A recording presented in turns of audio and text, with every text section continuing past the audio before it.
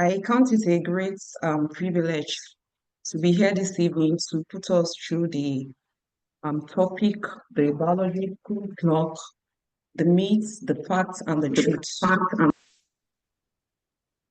So I'll be sharing my slide.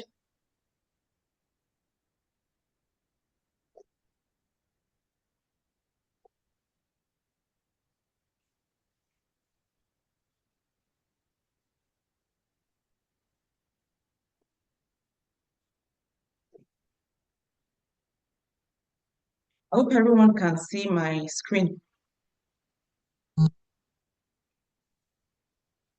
Yes, ma'am. I All can. right.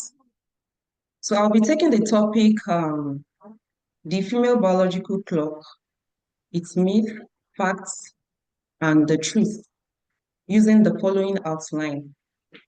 I'll briefly introduce, we'll define some terms. We'll talk about egg production, which we call oogenesis in the medical practice. We'll briefly talk about the anatomy of the female reproductive tract. We'll talk about the physiology of reproduction. We'll talk about the myths, the facts, and the truths will be discussed. Then we'll discuss the fertility options for a woman whose biological clock is ticking. Then we'll conclude. So by way of introduction, the female biological clock refers to a decline in the fertility chances of a woman during her reproductive years. The phrase was actually coined from a Washington Post in the year 1978 by a man named Richard Cohen, who tried to describe the dilemma of a woman who is running after her career, hopefully trying to get to the peak of her career.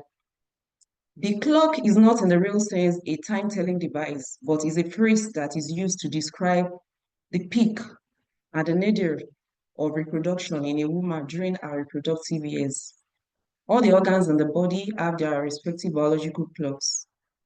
And as regards female reproduction, the ovary is the primary organ that regulates this clock under the influence of some higher centers in the brain, which specifically are the hypothalamus and the pituitary gland. So when we talk about a woman in her reproductive years, this refers to a woman between the age of 15 and 49 years. And fertility refers to the ability to reproduce, to give birth, or a state of being fertile. When a girl starts in a period, the very first period she sees, we call that menarche, that she has attained the age of menarche, and is usually between the ages of 11 and 14 years. Then we also talk about the menstrual cycle length. This is from the first day of the beginning of a menstruation to the first day of the next period. Most women will say, I see my period every month. Some will say, I see it every 28 days. But the truth is that most women, majority, are not really taking time to sit down and count from the beginning, from the first day, one period, to the first day of the next one. This gives an idea of the cycle length. By the time a woman does this over a period of 3 months, most likely the average, by the time she takes the average, it will be constant. Like ideally, the menstrual cycle length should be between 21 and 35 days. When it's less than 21 days, that means the woman is seeing it more often. That signifies something. Then if it's at intervals more than 35 days, that also means something not positive. We'll talk about that later. Then when talking about the menstrual flow as well, we talk about the flow duration. This is the number of days that a woman sees her period from the first day to the last day of the period. Normally, it should not be more than 8 days, and ideally, it shouldn't be less than 3 days. Still on definition of terms, in the medical practice, we talk about ovarian reserve. And this is the total number of healthy and immature eggs in a woman's ovaries at any particular point in time.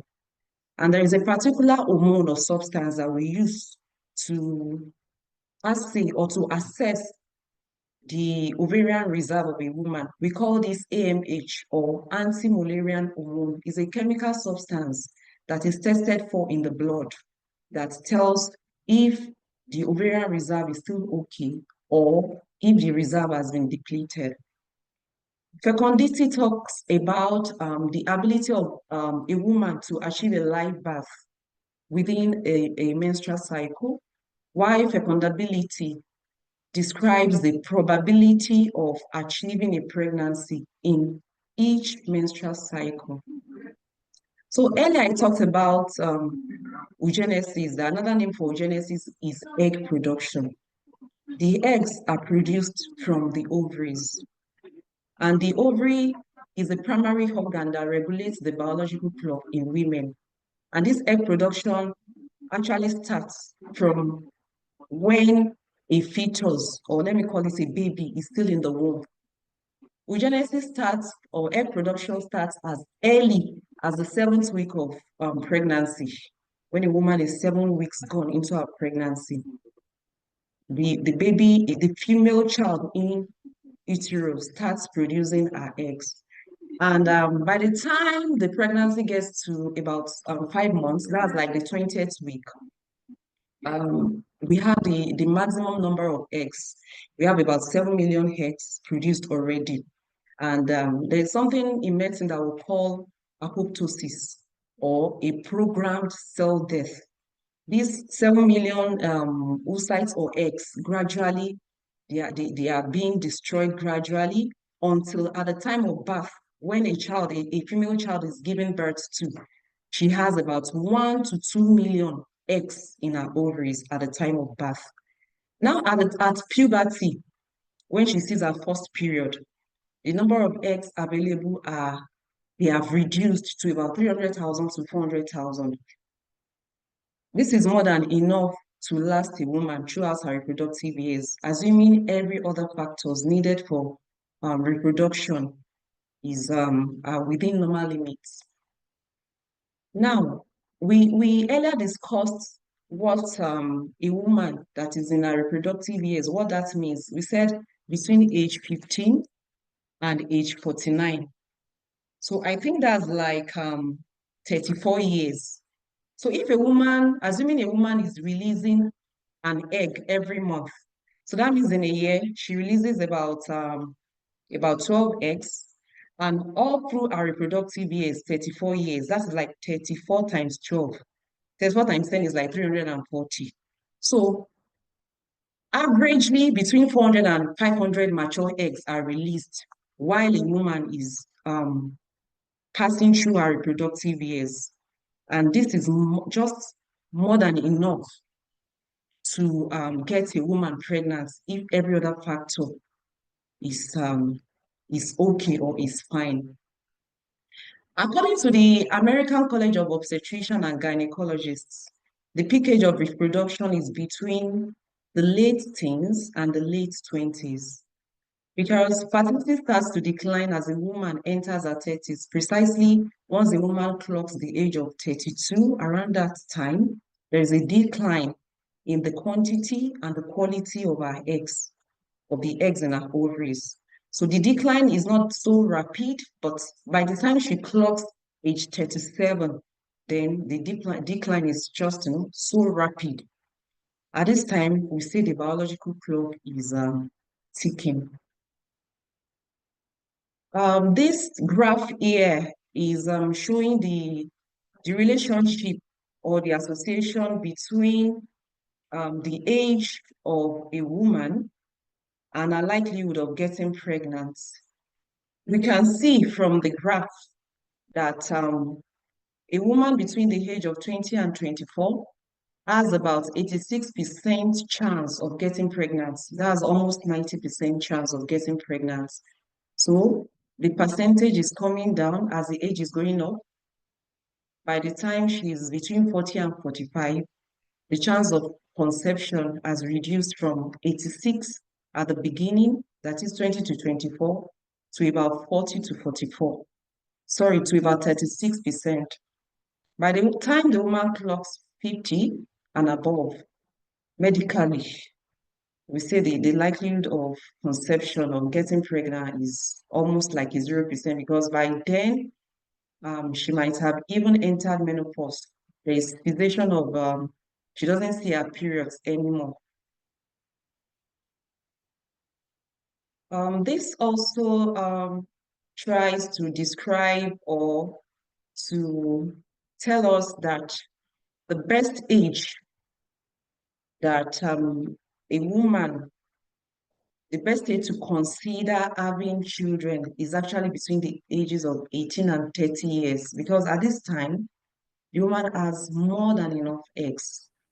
By the time she's between 30 and 35 years, the reserve is going down gradually. Between 36 and 40, we have fewer heads. And by the time she's more than 40 years, there is very low fertility. Though this doesn't mean that she cannot get pregnant. We'll still talk about that in Rosemary, you didn't allow me finish my statements. I said this doesn't mean that she cannot get pregnant. We'll still talk about the options that she has in the next slides. So here is an image illustrating the anatomy of the female reproductive tract. All right, so this is what the womb looks like. Sorry, I hope we can all see my cursor. Is it moving?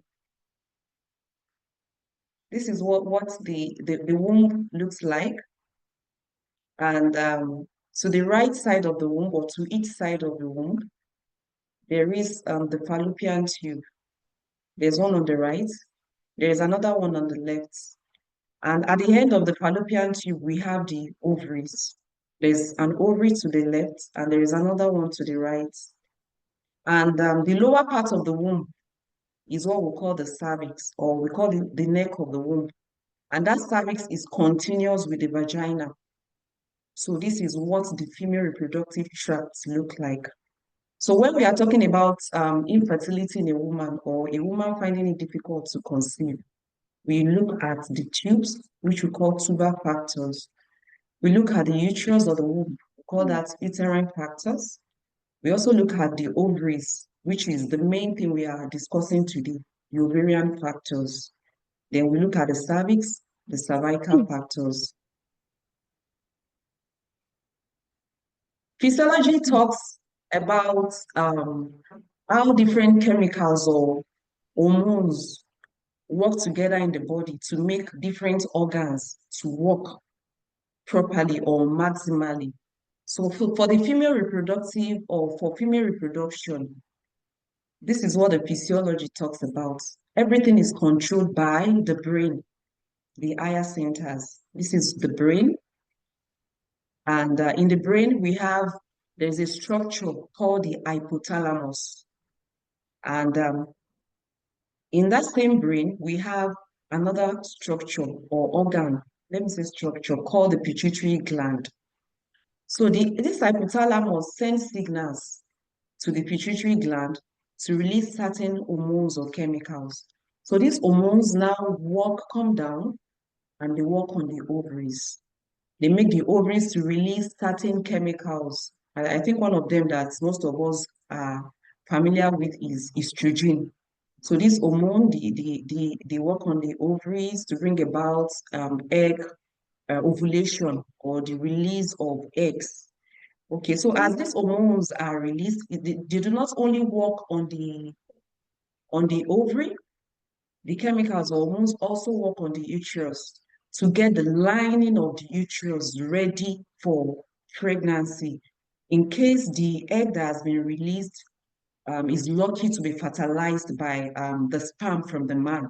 So the womb needs to be ready to get the fertilized egg implanted so that it continues to grow and hopefully until the time of delivery. So, what are the myths that surround the topic biological clock? So many people believe that once a woman is seeing her period, that means she's fertile.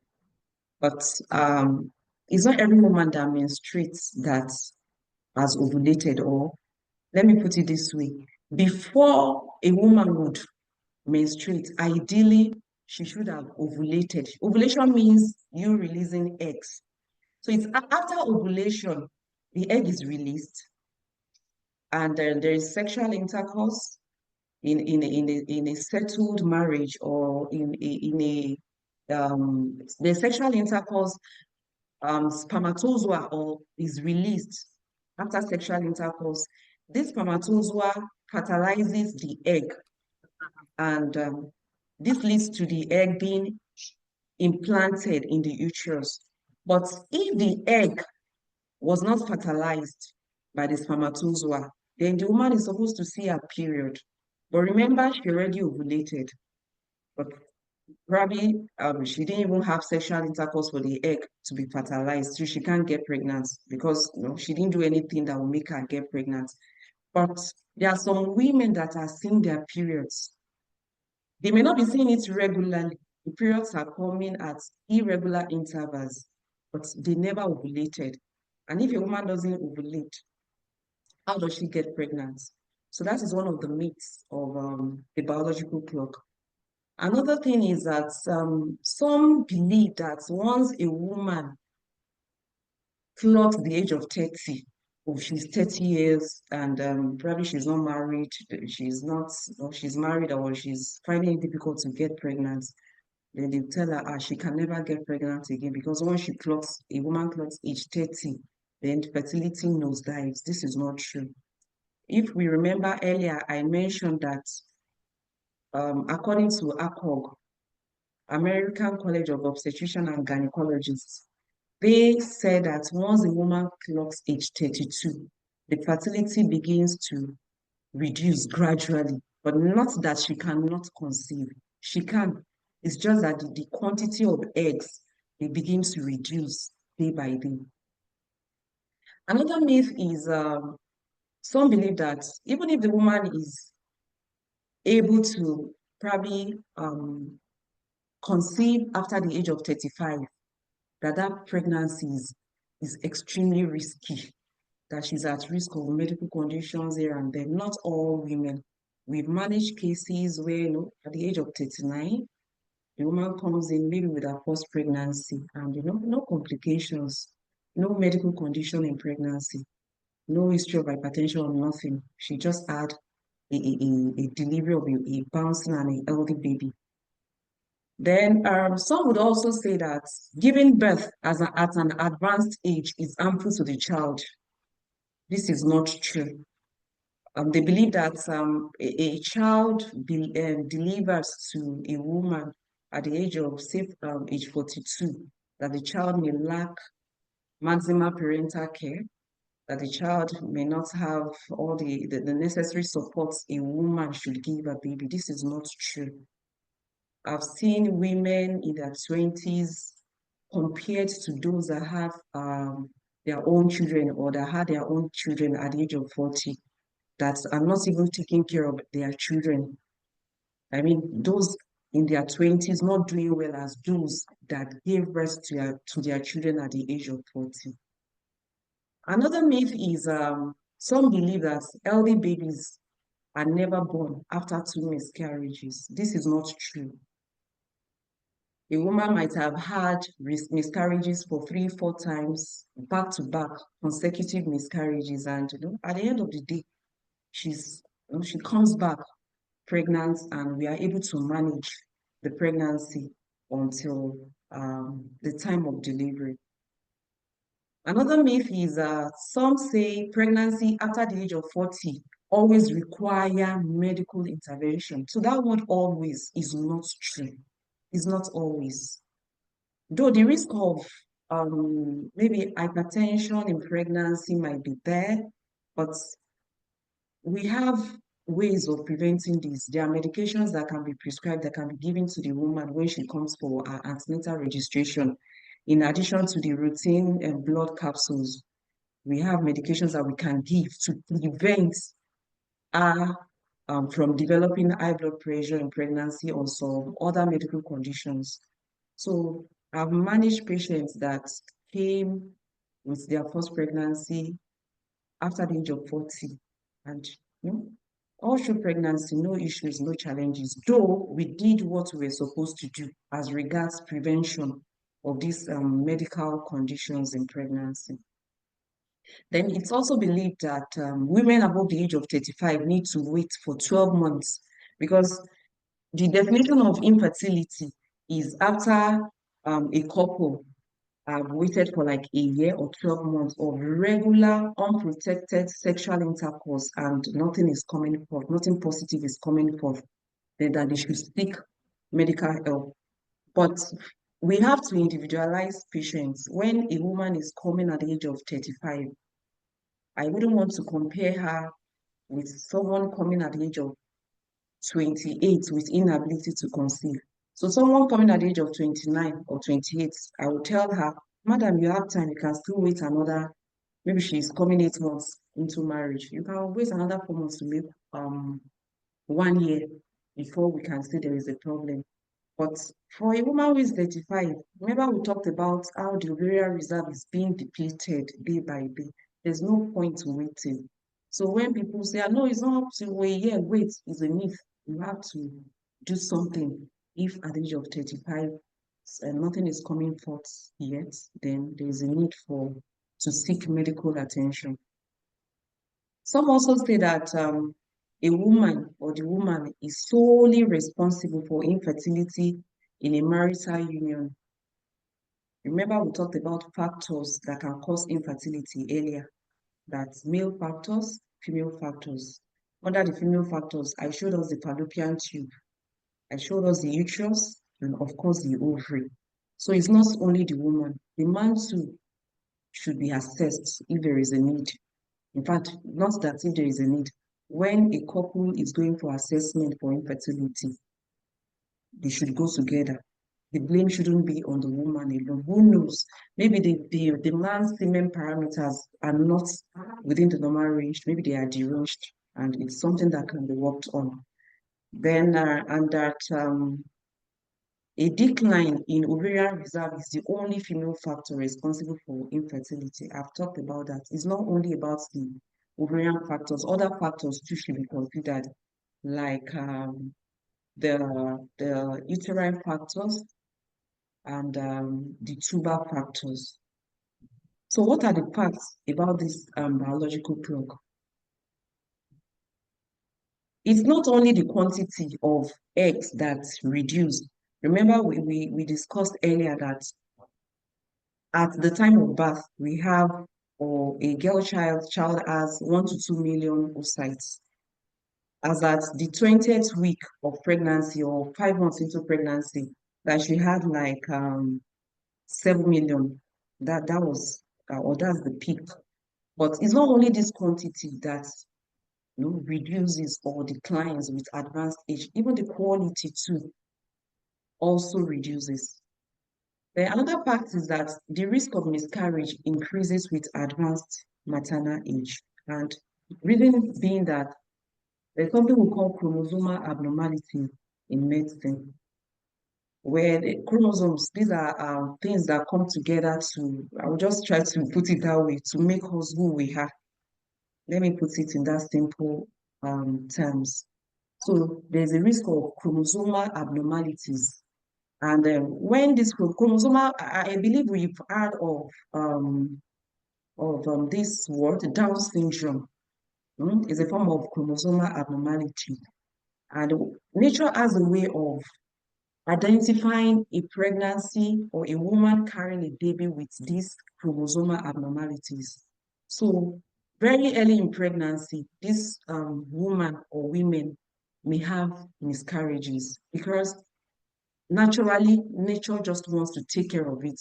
Nature doesn't want the pregnancy to advance, doesn't want a baby that will be delivered in the future and won't be a source of joy to either the parents or even the child too might not be useful to himself or herself. So this advanced maternal age can cause increased chromosomal abnormalities and of course risk of miscarriage. Another fact is that okay, I think this third point is what I just discussed now. Then medical conditions such as hypertension and diabetes may coexist with pregnancies in advanced maternal age. I have mentioned that earlier, that as a woman is advancing in age, she may, not always, she may come down with complications in pregnancy, like high blood pressure in pregnancy, though we have medications or we have measures that we can take to prevent this from happening. Another fact that I want us to talk about is that natural birth or medically we call it spontaneous vaginal delivery, that is a woman delivering on her own without any medical intervention, may not be the best option for a woman who is coming in with her first pregnancy, say for instance at the age of 40. We wouldn't want her to push because labor is a very stressful process. During the time of labor, the life of the mother is at risk. Even the life of the baby is at risk. So we don't want any complications. So she would rather be advised to go for a cesarean section where a tiny cut is made on the lower part of the stomach. I want to use that word stomach. We call it abdomen. And the baby is brought out safely without going through any form of stress. So that's another fact about advanced age, pregnancy in advanced age. Increased risk of uterine fibroids is something that comes with um, advanced age. And there's this saying that a womb that does not carry a baby may decide to carry fibroids, though not in all cases. And these fibroids that we are talking about is actually a disease of we blacks.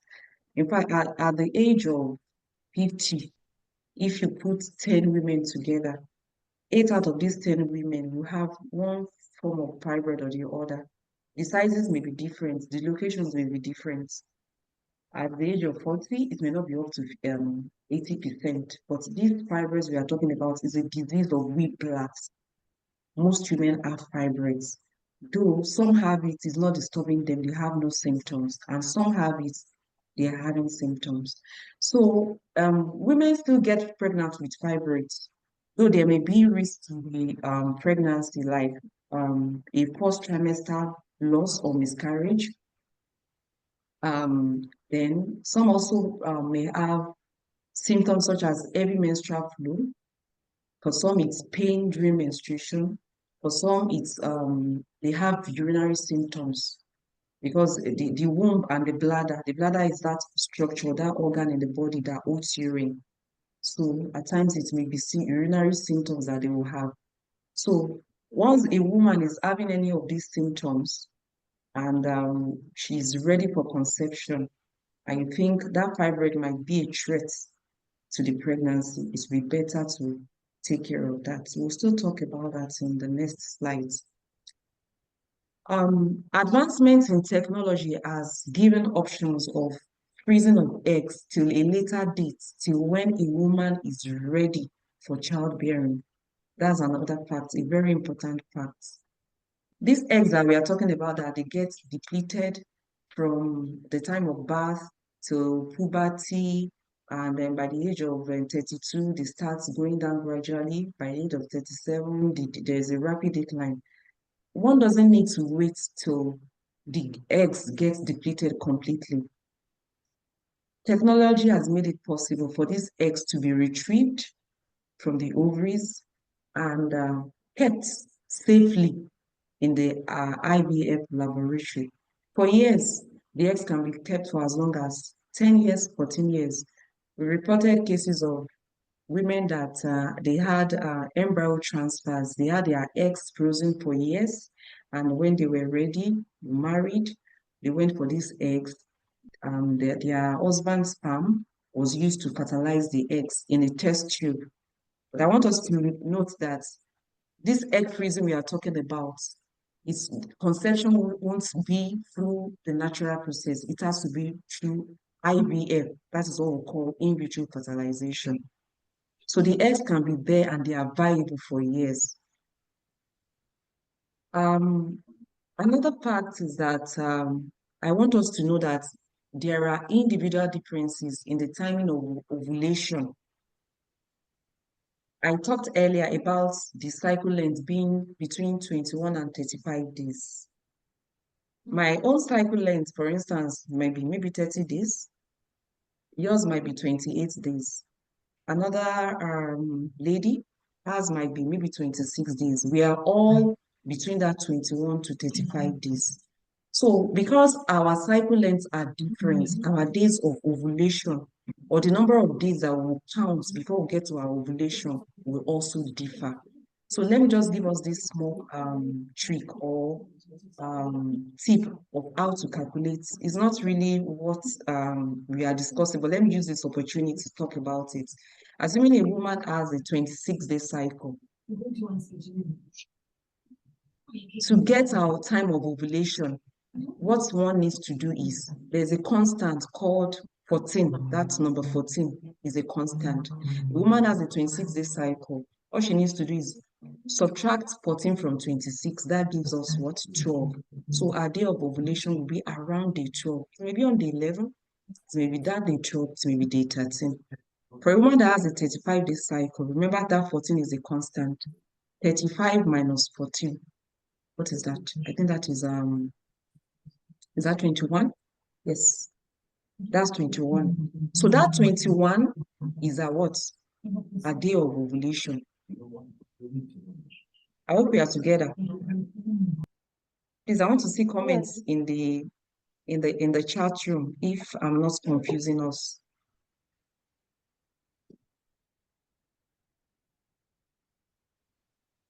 Are we together? Am I confusing us?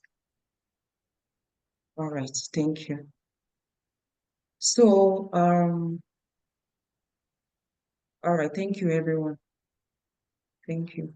So here is a graph that further emphasizes or illustrates better the relationship between fertility, miscarriage, and the age of a woman. So at the age of, between the age of 20 and 24, the risk of miscarriage we can see is very low. It's just about 10%. As the woman is advancing in age, let's say between age 30 and 34, the risk is about 20%. She's advancing further between 40 and 44 years, the risk is about 50%. And by the time she's more than 45 years, the risk could be as high as 90. It's a risk, not that it will always be there. So that's for miscarriage. You can see the graph is going up. Then for fertility, between age 20 and 24, the woman is very fertile, almost 100. Then you can see it coming down. By the time she's more than 45 years, the fertility is low. Fertility rates may be low, though there are ways of going about this. We'll talk about that in the next slides. So what are the fertility options for a woman whose biological clock is ticking? So I've classified them into two. For a lady that is single, she's not married, and her clock is ticking. We have fertility options for her. And also for a woman who is already married, a woman in marriage, she's married, and she's advanced in age or her clock is ticking. We have options for her as well. So we'll start with the single who is not married. And for those that are still less than 40 years, let's say maybe between 35 to 40 years. So the option of cryopreservation of our eggs is there for her. I talked about cryopreservation earlier, that's freezing of the eggs. she has that option. She's not married, and maybe Mr. Right is not here yet. She can just key into that option. All she needs to do is to walk into a fertility center, make inquiries, and sign consents. She'll have her eggs stimulated. When they reach a certain size, these eggs will be retrieved. They'll be taken and stored safely in the embryology lab. It can be there for years. Let's say the lady is 35 and she's still trusting God for Mr. Right to come. The eggs can be there another 1 year. If after 1 year, God brings the right person, she can safely walk in. But honestly, this egg freezing would have been ideal or better for a woman who is less than 35 years or even less than, earlier I talked about 32 years. If at the age of 28, you just know for, just have the eggs frozen, or 32, oh, you can have them frozen. But just like I mentioned earlier on, that this egg freezing indicates or means that IVF has to be done. Okay, I can see your questions. There will be a session for questions and answers. We can keep our questions till then.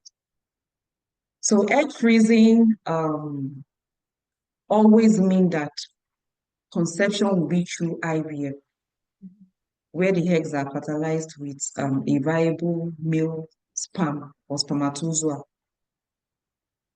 So still on the fertility option for this category of people, we won't only face or look at that angle of ovarian reserve. The ideal thing to do is, even at that age of 32, one can still assess the uterus to be sure that, oh, the uterus is free, doesn't have any fibroids in it. And if at all there is any fibroid, and the fibroid is not causing any pains, not causing any symptoms, not giving her, it's just there, that fibroid is doing its own, then there will be no need to panic. There's no need for surgery.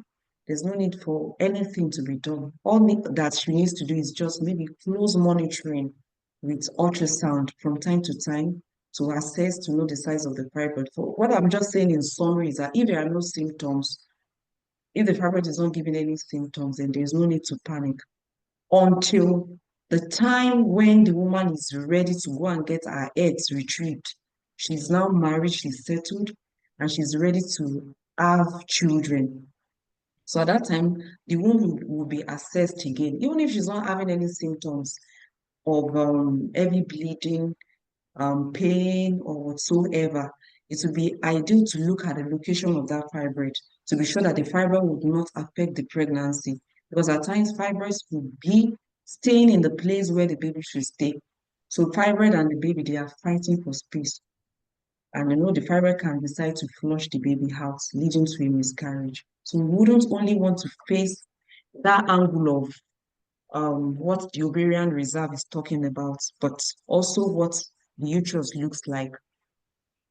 Of course, the fallopian tubes too would be assessed when the woman is ready for conception, not when she's having her eggs stored.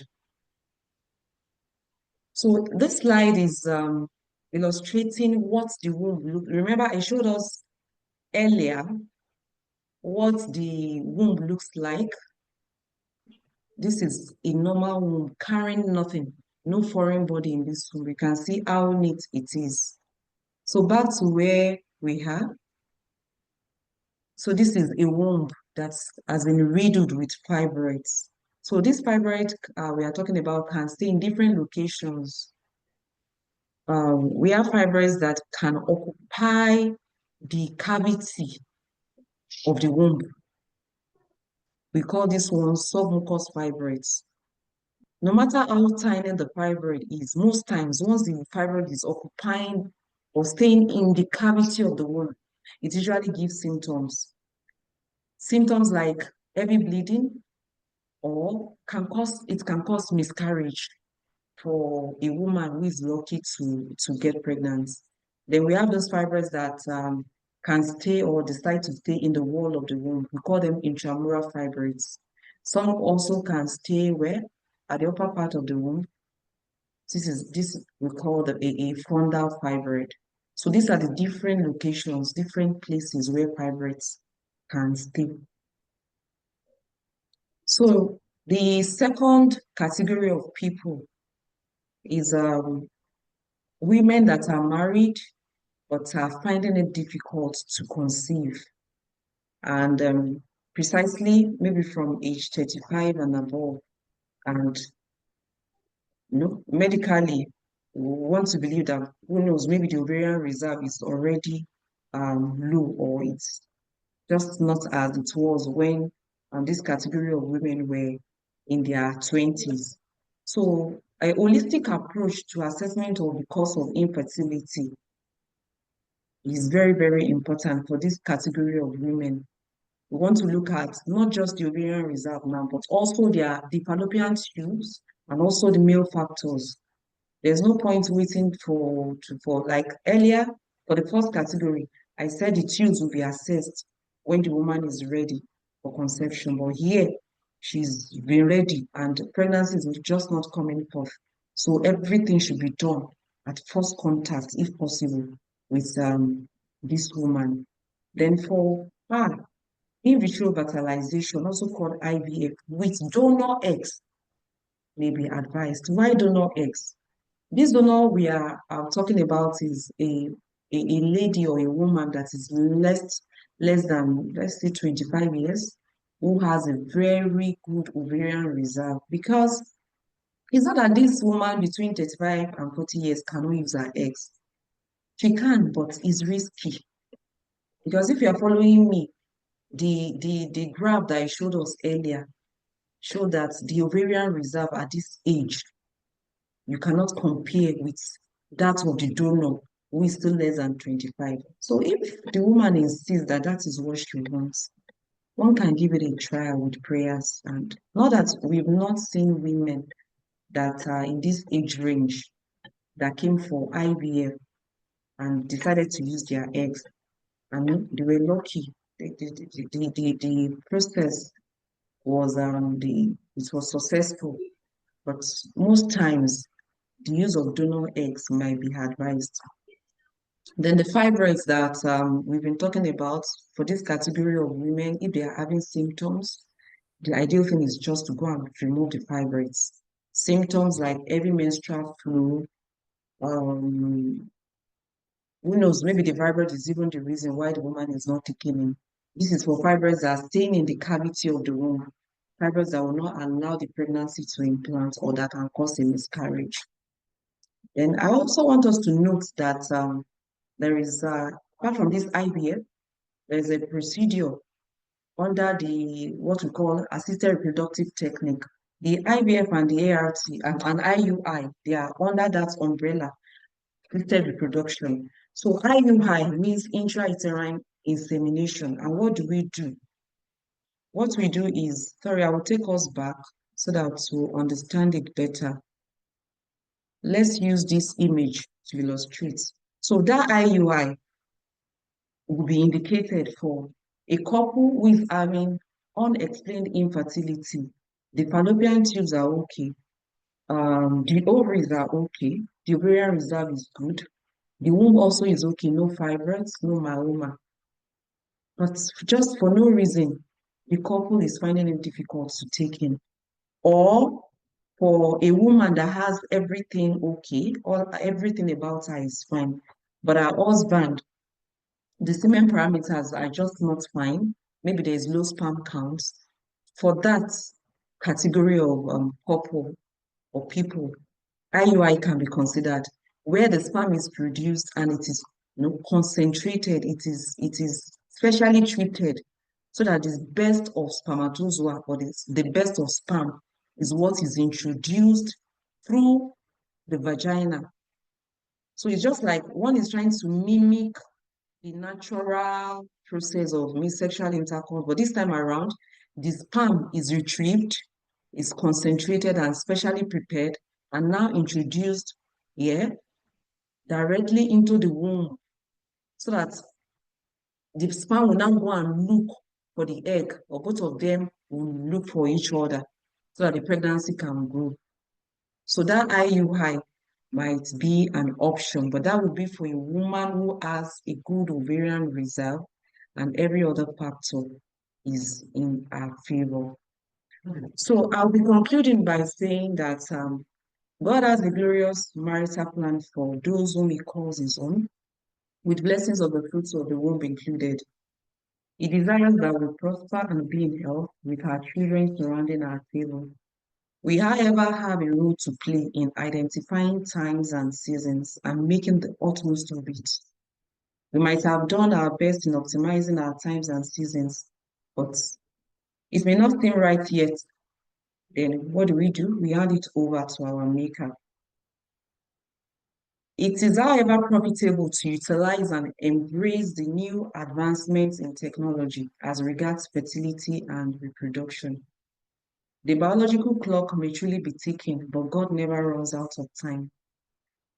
It's a new dawn for you.